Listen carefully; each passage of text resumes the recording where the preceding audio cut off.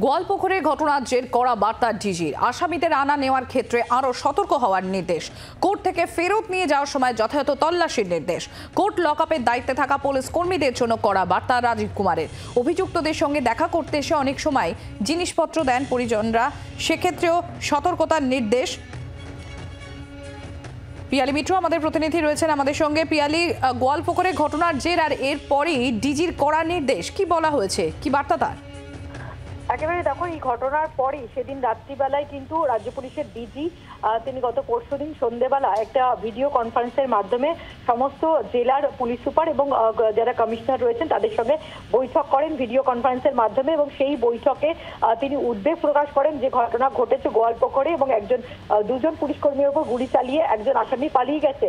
এবং তার প্রেক্ষিতেই তার কড়া নির্দেশ যে আসামি যারা জেল থেকে যাদেরকে কোর্টে নিয়ে আসা হয় তাদের একেবারে প্রপার যাতে ফ্রিস্কিং হয়, বিশেষ করে কোর্ট থেকে জেলে ফেরার সময়। পাশাপাশি তিনি জোর দিয়েছেন যতটা সম্ভব এই বিচারাধীন বন্দী যাদেরকে নির্দিষ্ট সময় অন্তর আদালতে পেশ করতে হচ্ছে, অথচ সেই রকম হিয়ারিং কিছু হয় না, শুধুমাত্র ডেট পড়ে, যতটা সম্ভব তাদের ভার্চুয়াল প্রোডাকশনের ওপর।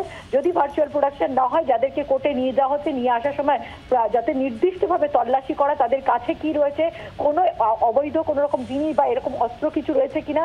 এবং সব থেকে গুরুত্বপূর্ণভাবে যে নির্দেশ দেওয়া হয়েছে, বিশেষ করে কোর্ট লকআপে গিয়ে আসামিরা দীর্ঘক্ষণ থাকেন এবং যতক্ষণ না পর্যন্ত মামলা চলে তখন তাদের সঙ্গে পরিবার পরিজনের লোকজন দেখা করতে আসেন। এবং অনেক সময় যারা নিচুতলার কোর্ট লকআপে পুলিশ কর্মীরা থাকেন তাদের দিক থেকে গাফিলতি দেখা যায় এবং গাফিলতির সুযোগ নিয়েই কিন্তু এই ধরনের ঘটনা ঘটে এবং এই ধরনের জিনিসপত্র তাদের হাতে চলে আসছে।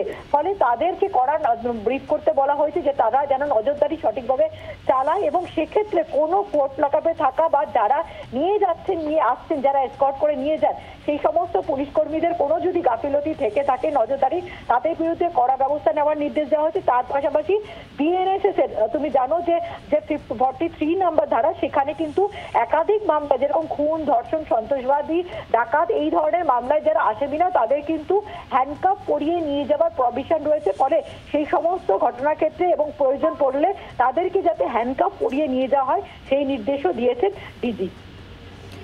ধন্যবাদ পিয়ালি। ডিজি রাজীব কুমার তিনি ঠিক কি বলেছেন গোয়ালপুকুরে গিয়ে শোনাবো আপনাদের।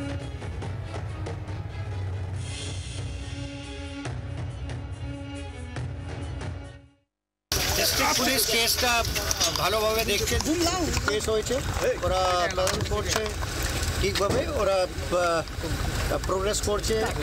বাকি যে কেসের ডিটেলস আছে এসপি সাহেব বলবেন আপনারা। বাংলার আওয়াজ, বাঙালির আবেগ, জি 24 ঘন্টা।